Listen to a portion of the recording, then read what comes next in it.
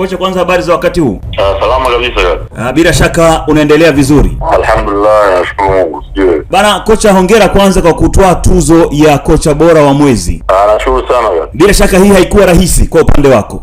Mimi niseme ni Mwenyezi Mungu na nipongeze tu. Hii tuzo ni ya sisi sote stafu, wachezaji, kwa maana ya kazi ambayo tumekuwa nayo kwa mwanzo wa ligi. Na bila shaka limekuwa ni jambo jema pia kwa upande wako na timu nzima ya Tanzania baada ya matokeo mazuri mwanzoni mwa msimu. Umeanzia ugenini na ukatoka sare na baadaye ukaenda kupata pia matokeo ugenini dhidi ya Coastal Union na nyumbani pia umepata sare. Hizi mechi zote zimekutengenezea taswira gani kwenye ligi msimu huu?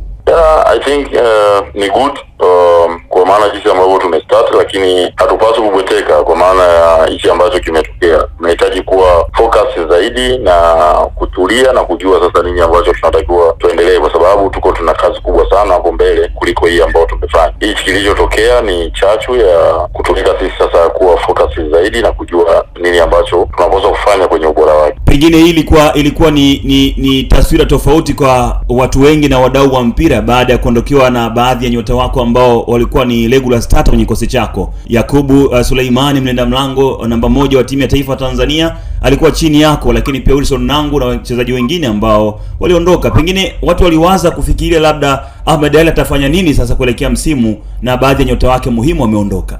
Kwanza mimi niseme ni good opportunity kwao, ni good motivation kwa wenzao ambao walibaki na ni nzuri kwa club hata kwangu mimi. Lakini kitu ambacho kama mwalimu naamini ni kuwa na wachezaji ambao wote ni muhimu. Wachezaji wote ambao walikuwa JKT ni muhimu pamoja na wao kuwa wameondoka.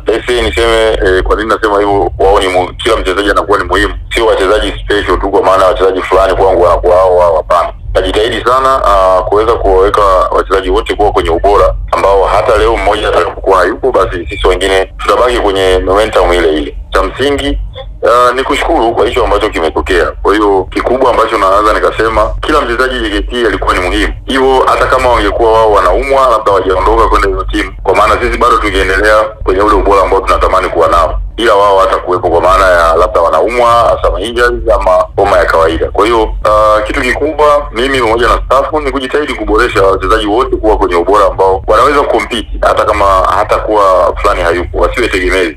Tumejitahidi kuweza kujenga timu ya namna hiyo. Watu wa mpira wanamtaja Ahmed Ally kama mwalimu mwenye mbinu nyingi zaidi uwanjani, na mechi 2 mfululizo anapata matokeo dakika za jioni, yani mechi ya Mashujaa Paul Peter Kasunda, mechi ya Azam FC Paul Peter Kasunda dakika za jioni anachomoa. Nini ambacho kinakuja kichwani kwa Ahmed Ally hasa dakika za jioni mechi kinaelekea ukingoni?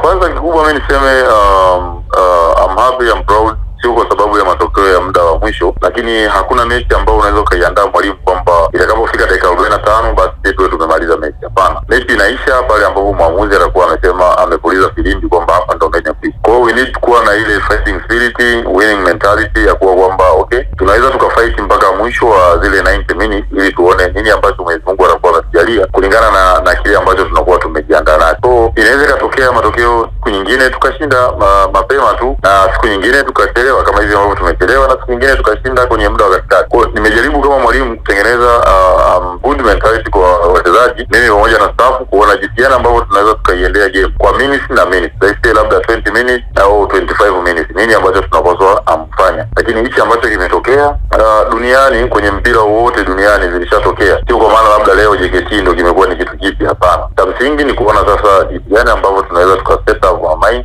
Kama kuna game ambayo tunaweza kuona iko mikononi mwetu basi tuweze kuimaliza mapema. Yote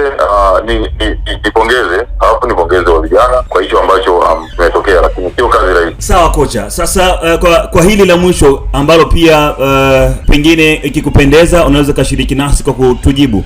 Kuna taarifa zilikuwa zinaenea mitandaoni kuhusiana na wewe kutakiwa na moja kati ya klabu kubwa hapa Kariakoo, na hii zilikufikia taarifa na zikoje?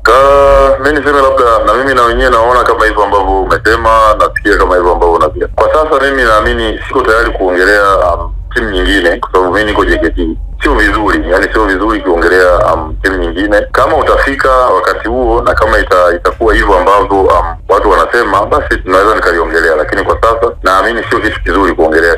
Na ilitajwa kwamba unatakiwa kuwa kocha msaidizi, lakini msimamo wako ulikuwa ni kubaki kocha mkuu. Mimi nafikiri ni tetesi na rumors ambazo zilikuwa kama hivyo ambavyo wewe unaniuliza.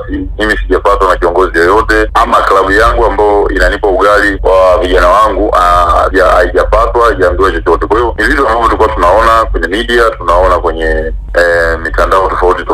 Kwa hiyo sidhani kama tunaweza tukakaa discuss au kuliongelea hilo. Even kama litakuja, basi itakuwa kwa huo muda wake kuongelea. Kwa hiyo wewe huwa unaziona hizo? Naona tu kama hivyo ambavyo wewe ndugu yangu unaona. Basi tukushukuru sana Ahmed Ally. Okay, asante sana.